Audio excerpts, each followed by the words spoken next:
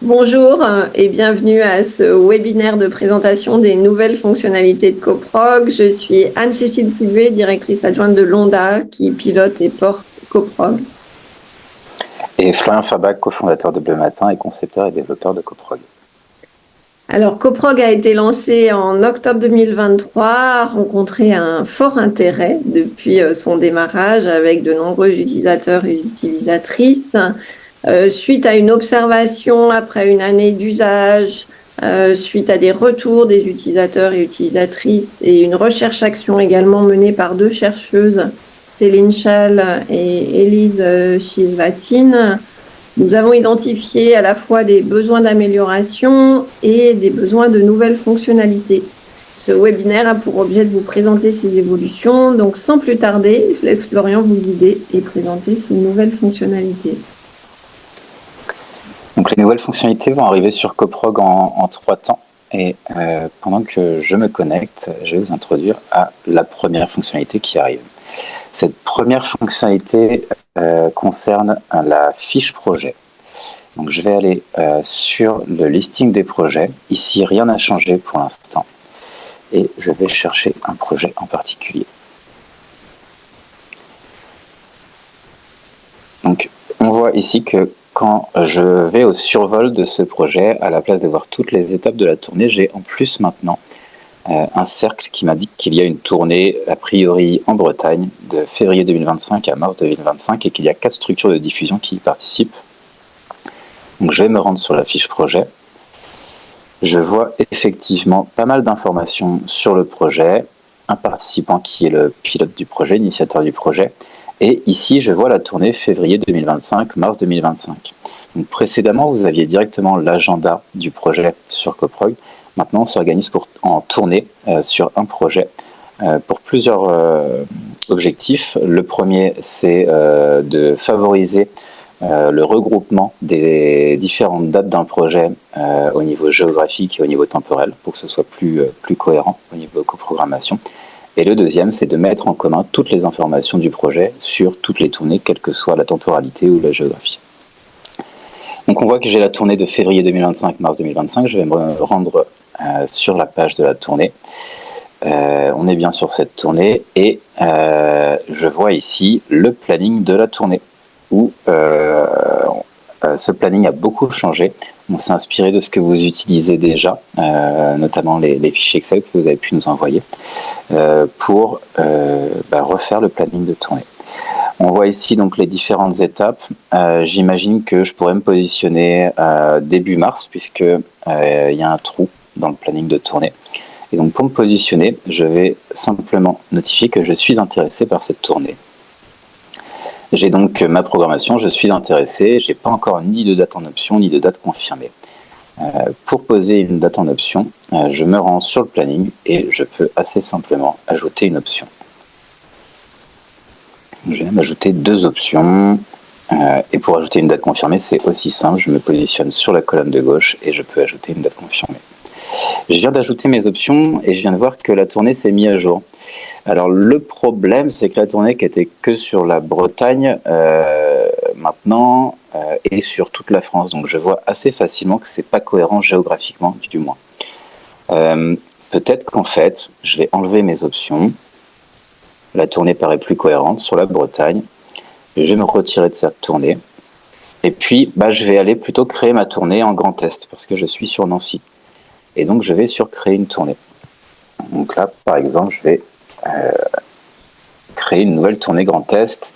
Je la veux pour août 2025. Donc là, c'est vraiment sélectionner les dates approximatives, puisque quand on est en création de tournée, généralement, on n'a pas encore une idée complète des dates sur lesquelles on veut se positionner. Et donc sur août 2025, je peux également ajouter des dates en option ou des dates confirmées si c'est le cas. Donc là, j'ajoute une date en option. Il faut au moins une date en option, évidemment, pour pouvoir créer une tournée. Et je vois que ça a bien créé ma tournée Grand Est du 7 au 21 août. Ça navigue directement vers ma tournée, j'ai bien des dates en option et c'est partagé avec tous. Je peux continuer à ajouter des dates en option. Ici, par exemple. Et tout le monde voit cette tournée et tout le monde peut rejoindre cette tournée. Donc, pour l'instant, j'ai bien qu'un seul point à Nancy, mais tout le monde peut la rejoindre. Je suis rentré en contact avec l'équipe artistique de ce projet et ils m'ont indiqué qu'il y avait des dates de représentation où ils souhaiteraient avoir quelqu'un, mais qu'ils ne l'ont pas encore. Donc on a sur ce calendrier pas mal de nouvelles options. Il n'y a pas que les dates de représentation en option ou confirmées, mais un peu plus d'informations. On a cherché à être plus complet. Et donc l'équipe artistique m'a indiqué souhaiter avoir une date de représentation le jeudi 7 et le vendredi 8. Donc je l'indique avec le calendrier et le petit cœur pour dire il y a une date souhaitée, s'il vous plaît, programmée à cette période. Ils m'ont indiqué par contre être indisponible le samedi et dimanche 9. Donc je peux également l'indiquer. De cette façon, je clique sur le calendrier avec la croix. Et puis, quand ils repartent de Nancy, ils m'ont indiqué qu'ils ont au moins une journée de voyage parce qu'ils viennent d'un peu loin. Et je peux donc ajouter un jour bloqué. Et donc sur ce jour bloqué, je peux saisir une raison, par exemple voyage. On propose quelques raisons ici, mais vous pouvez saisir la raison que vous souhaitez. Par exemple, démontage / voyage. Dernière chose, on voit qu'on peut donc saisir des dates, saisir des indispos, saisir des journées bloquées ou même des dates souhaitées. Et l'idée, pour avoir le planning le plus complet possible, c'est aussi de pouvoir saisir les dates pour les personnes qui ne sont pas sur Coprog. Donc on a ajouté une option qui vous permet de saisir des dates, par exemple, pour le centre culturel André Malraux à Vendeuvre-lès-Nancy. Donc, j'ai cherché le centre culturel André Malraux et je peux tout simplement ajouter la date pour le CCM. Pourquoi je peux ajouter cette date? Parce que c'est moi qui ai créé la tournée et donc je peux modifier entièrement le planning de tournée. Si vous n'êtes pas la personne qui a créé la tournée, évidemment, vous ne pouvez modifier que vos dates. On a fait le tour des nouvelles fonctionnalités sur le projet et les tournées. Ce qui arrive ensuite, on a deux choses assez importantes qui arrivent.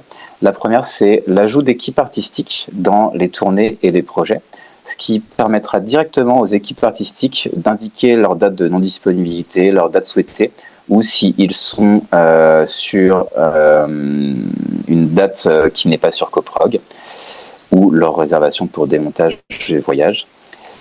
Ce qui permettra donc à l'initiateur de tournée, donc au créateur de la tournée, de ne pas tout savoir et de déléguer cette partie à l'équipe artistique. Et la deuxième chose que vous allez voir dans les semaines à venir, c'est un chat sur les tournées qui vous permet de vous organiser entre structures de diffusion et entre membres de l'équipe artistique. Je te redonne la main, Cécile, pour conclure. Eh bien, merci pour votre attention et à bientôt sur Coprog. Et n'hésitez pas à nous faire part de vos retours sur ces modifications et évolutions. À bientôt, bonne journée. À bientôt, merci.